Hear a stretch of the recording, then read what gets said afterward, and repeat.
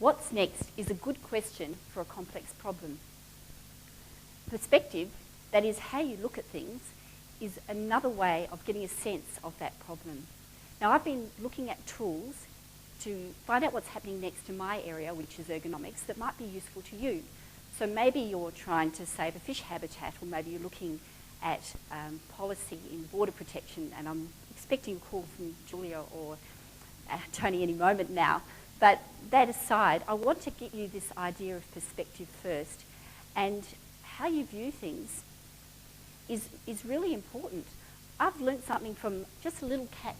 This is our pet cat called Mouse. And she just taught me something really important about perspective. She'll be sitting in my lap 1 second, just dreaming away, and the next she'll be clinging to the top of the door. Now, she is after a meal, but she's taught me something, and that is that you can change views, and this changing views helps you understand how you can get to get around too much information, so you can then work out what you can do next with a problem that could become critical. I found a sense-making tool that really worked, but first I tried 3 ways that didn't. The first one was search and scan. The second was asking experts, and the third was a scenario workshop. But each of them took too much time, and they led to too much bias. The third way really did work, and that's this sense-making tool, where you collect lots of stories, and people love telling their stories, and then you get the people who tell the stories to interpret them for you, so it does take a lot less time. And they use a filter to do this, and the filter has some multi-choice questions, some scales, and some free text.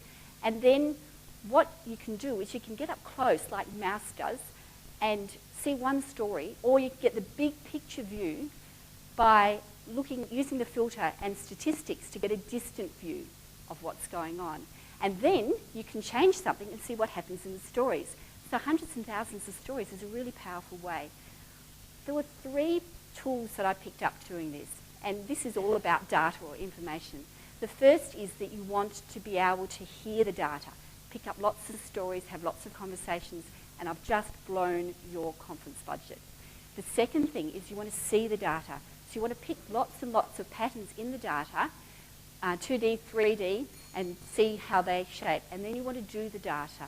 So you want to do lots of test studies. The sense-making tool is useful because it helps us see new ways of looking at problems. And you have to remember what Mark Twain said. He said, it's not what you don't know that gets you into trouble. It's what you know for sure that just ain't so.